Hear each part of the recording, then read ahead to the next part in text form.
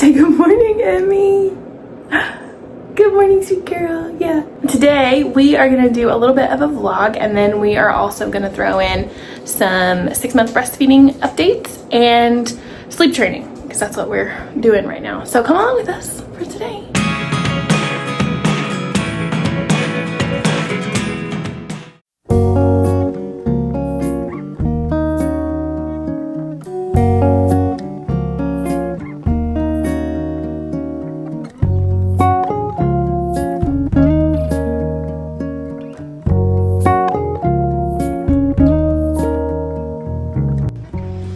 Alright, you guys, so this is what I got at the little Walmart trip that we just went on. I got a little disposable tablecloth. These are those like plasticky ones that have like the felt on the back.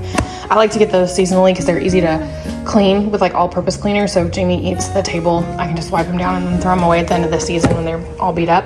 And I got some window cleans. I don't normally get these, but I don't know how much of my Halloween decor I'm going to get out this year because babies and teenagers and football season and all of that. So we're just gonna do probably some light Halloween stuff, and I'll put these up a little bit later. And then I got some glow-in-the-dark bracelets. Please, for the love of all that is good, if you take your children trick-or-treating, or if you let your teenagers go trick-or-treating, buy them some glow-in-the-dark stuff. Let them put it all over their bodies so that they're lit up. Jessica went out last year trick-or-treating, and I think she was wearing all black, I'm pretty sure, but she was the only one I think that had some kind of light on her. She was a witch, and I put a glow-in-the-dark stuff, glow sticks around her hat at the brim, and then she had some on her wrists and stuff, just so that they can be seen. Because yeah, and I let my teenagers go trick-or-treating. I think you should let them go out and have fun as long as they're not doing anything stupid, which I have girls. If you have boys, I don't know, really, they're all kind of capable of being dumb, so you know, at your discretion.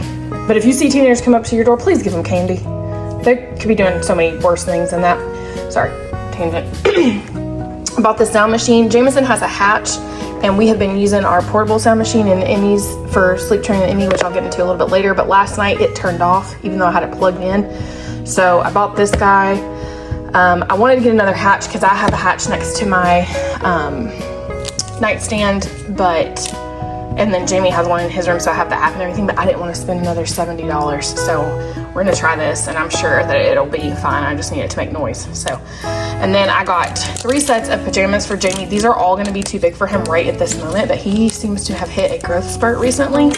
So I got 5T.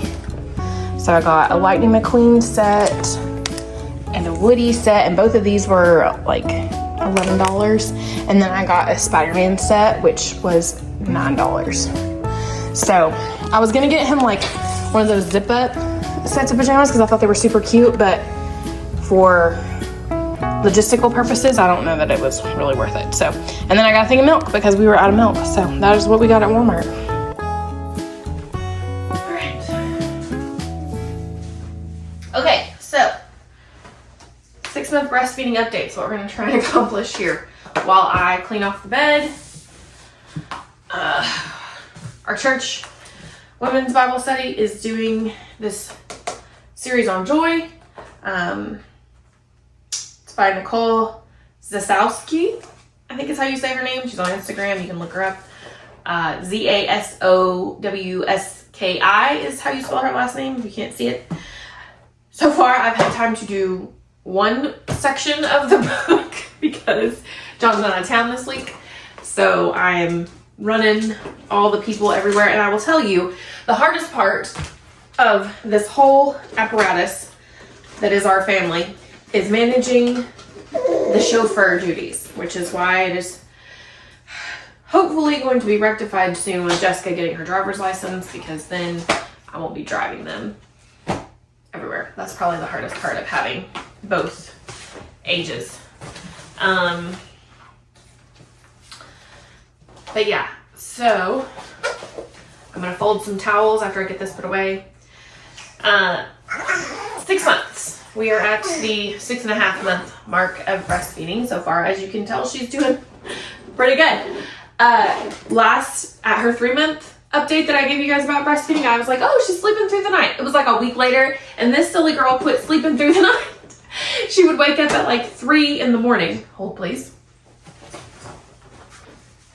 She'd consistently wake up at about 3 o'clock in the morning, somewhere between 1 and 3, and she would want to eat. Now, the good thing about that is that I think that is the only reason that my cycle has not come back yet, is because my body is still like, oh, you're still sustaining a small human.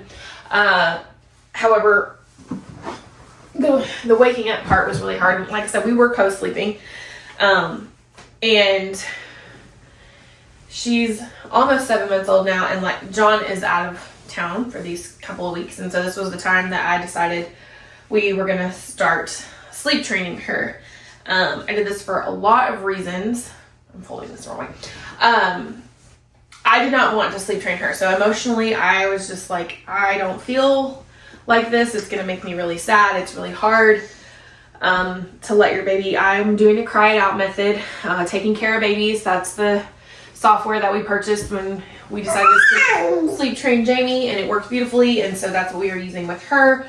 I will confirm that if you purchase it once, all you have to do is email them when you have your next baby, and they will unlock the course for you again, and you just log into it and you get to use it again. But anyway, but I'm telling you, I'm giving you this like emotional explanation here, not me being emotional, my feelings through it, just because I think it's important that as women we understand that we need to prioritize our marriage. The best gift that you can give your children is a strong marriage, a strong relationship with your spouse,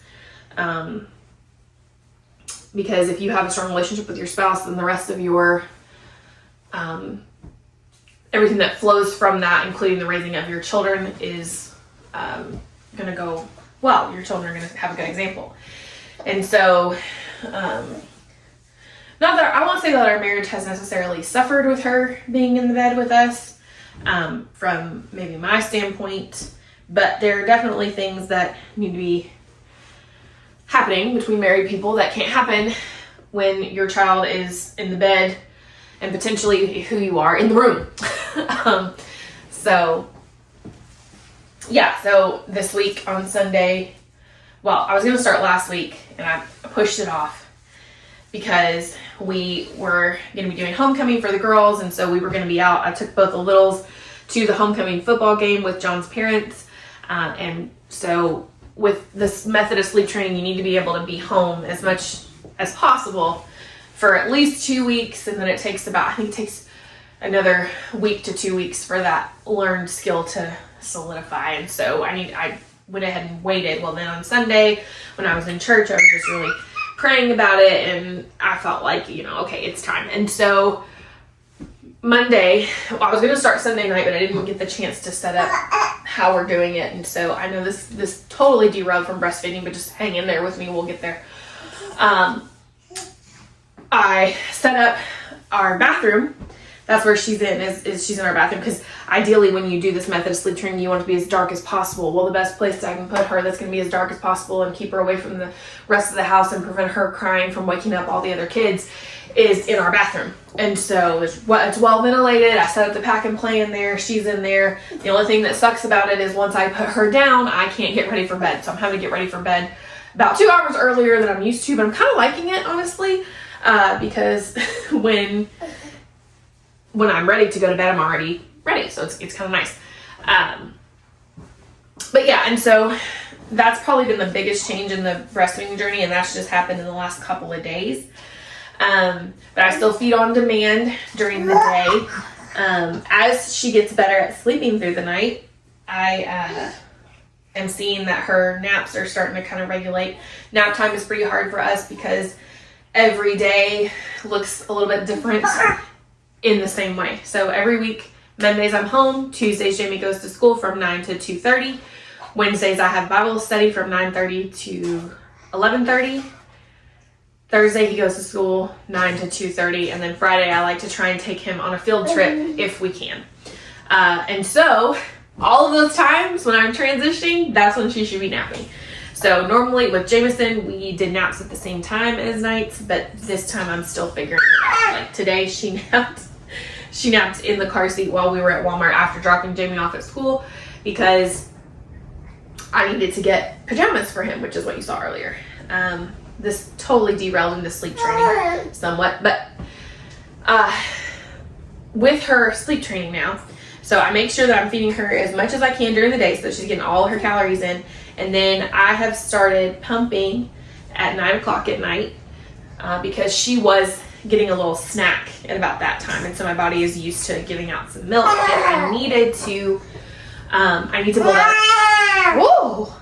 I need to build up a freezer stash because we have a few events coming up. Most of them are with the church. My social schedule is pretty church related, but most of them are with the church. And so I need to be able to be away in the evenings every once in a while. We've got, if you're local to Abilene, we have an event coming up called Tabletop Treasures at Wiley Baptist Church.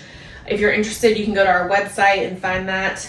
I'm not on the women's ministry. I just happen to be hosting a table. So if you have nobody to sit with, or you're like, I don't want to sign up for that because I have nobody to sit with, tell them that you want to be at my table. You can sit at my table. I have nobody. Told Jana, put anybody there that you want. So, but yeah, that's happening on October 9th. I can link that, our church website down below, so you guys will be able to see that if you want to sign up. And if it's really close to the time frame, I think Jana can add people pretty close to when it's going to happen. So that's going to be on October 9th. Audra, she's actually one of my Sunday school teachers' wives. She's going to be speaking. Sweetest woman. I can promise you, if you ever want to see someone who I believe truly exudes the joy of the Lord, it's Audra. That woman is just always happy. Like, I don't know that I've seen her not happy, joyful. Like, just genuinely joyful. And if you don't understand what that means, joyful in the biblical sense is like, no matter the circumstance, no matter, how you feel in the moment, you have joy in knowing who the Lord is and where he is.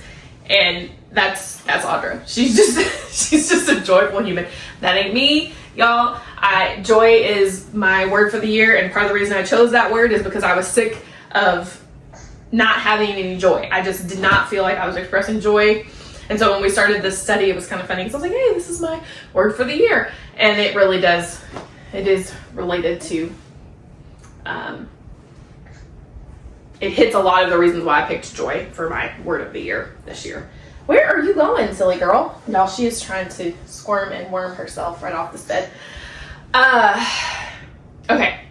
Breastfeeding, let's see. I still use the milk catcher things to catch my letdown occasionally. I'm not using them all the time, but I definitely use them in the morning, first thing when I nurse.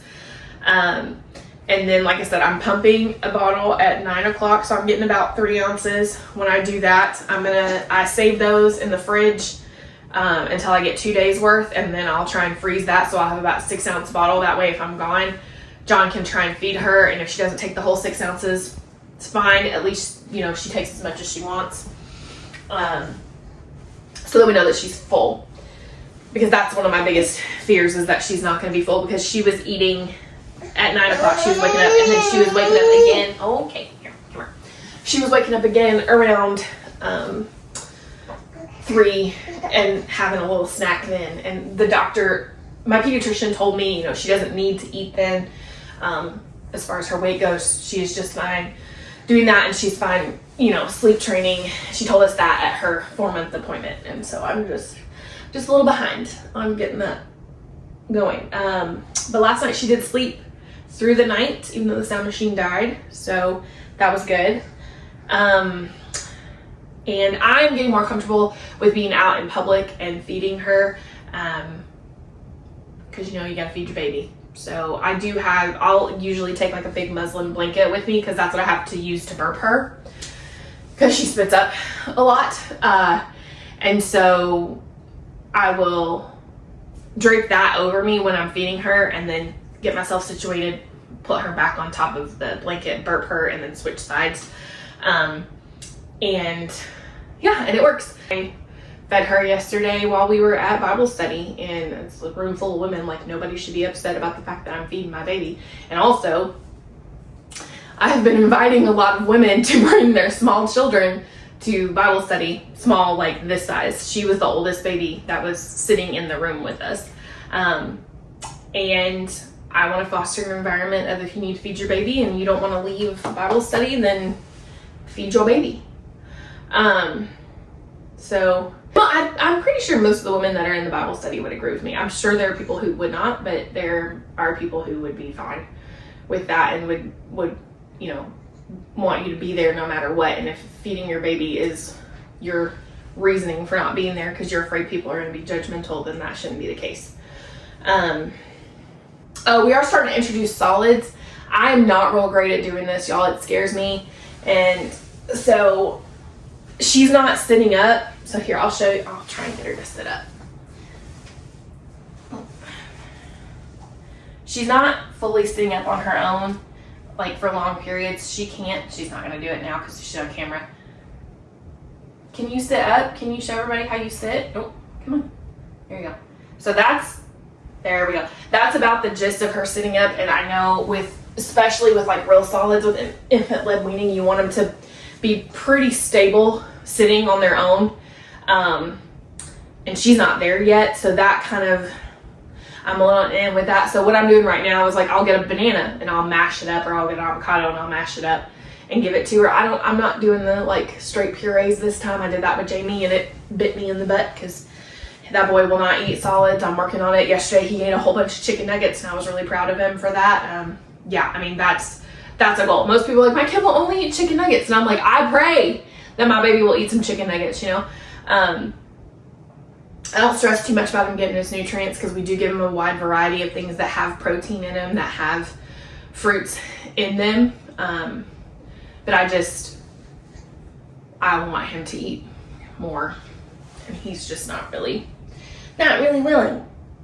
So pediatrician said that that's normal at his 3-year appointment. She was like, this is the age when they do that. She's like, as long as you're able to get some vitamins, fruits, and vegetables into him any way you can, then, you know, just keep doing it because it's getting him what he needs. And he's obviously, he is not malnourished in any way. His weight is right on track with where he should be, and his height is right on track with where he should be. Today, he got out of the car, and he couldn't reach, you know, you have like the armrest on the door.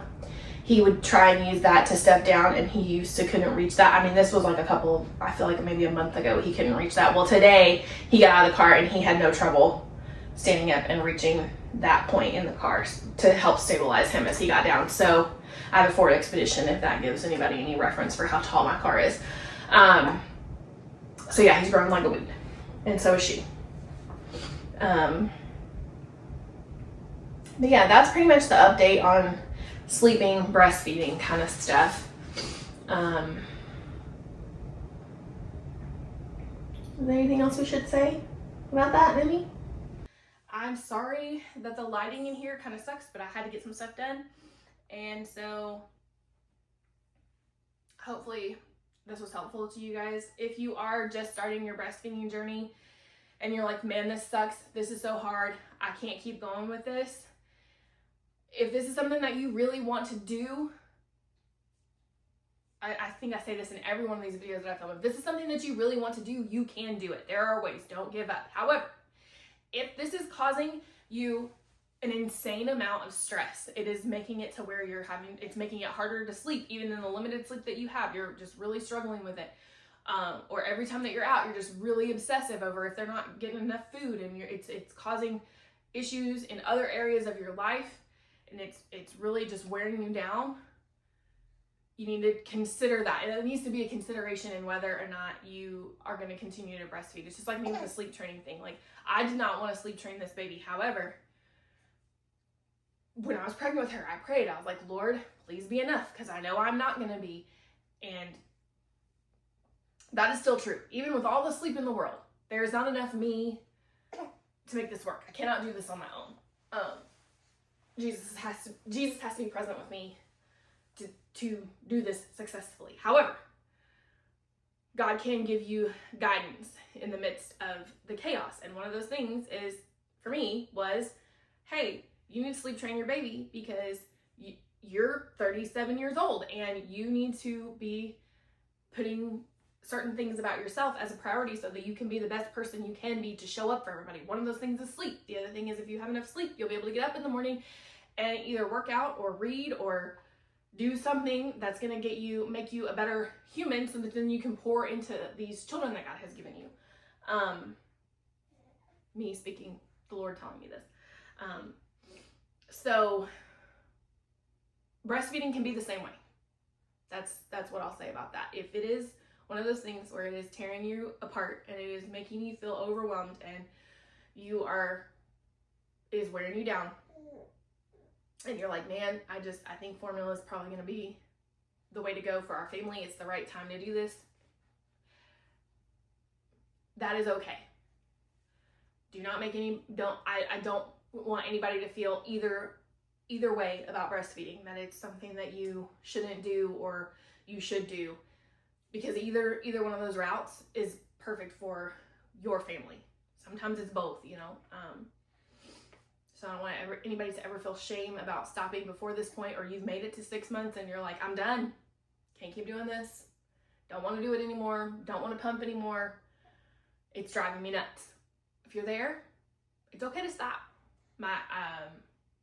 She is the youngest grandchild that my husband's side of the family has. She's the third baby in a year. And I promise you, the three of us look very different as far as how we are feeding and letting our babies sleep. And they're all, you know, right about the same age. I think Kinsley's going to turn 1 this month, or she's already turned 1 this month, I think. And then Titus will be a year old in November, and then she's March. So, yeah, and all of us, we all look different. Kayla, Christy, if you're watching this, you can give some words of encouragement in the comments below to people to let them know we're all feeding them differently. So do what's best for your family. Don't sacrifice your mental health, because then you are not going to be, or your marital relationship, because then you're not going to be the best person that you can be for your kids. So that was a big ramble. Sorry, off the soapbox now. If you like this video, give it a thumbs up. Comment below if you are still breastfeeding at 6 months, if you are just starting with breastfeeding. I'm working on a devotional packet. I'm not sure if I'm going to finish making it. I want to help get people through the first 2 weeks, because I know that that's a really hard phase. And so having some motivation and spiritual inspiration to get you to keep going, if it's something that you really want, I think would be helpful. But I haven't finished that yet, so we'll see. But yeah, give it a thumbs up. Subscribe if you haven't, if you're new to the channel and you like this kind of content. Most of my content is cleaning content, which is really just me cleaning, and there's music in the background, and there's a little bit of voiceovers, and you kind of just, it's hopefully motivating for you to feel like you're cleaning with somebody. And I'll be honest with you guys, my house is not clean all the time. It's not clean right now. If you're watching somebody's YouTube channel and their house always looks perfectly clean, they either don't have very tiny kids, or they probably have help, as in hired somebody to come in and help them, or they're just crazy. I mean, I'm not saying that's impossible. I'm saying it's unlikely. So just be honest with people. No, don't try and compare yourself to other people. But yeah, that's most of my content is cleaning. House needs to be cleaned. I'll try and film it. If you like this video, give it a thumbs up. Comment below if you are still breastfeeding, or if you're just starting, or where you're at in your breastfeeding journey, and if this was helpful. And please subscribe if you're into this kind of content. I would love to have you, and we will see you guys in the next video. Bye guys.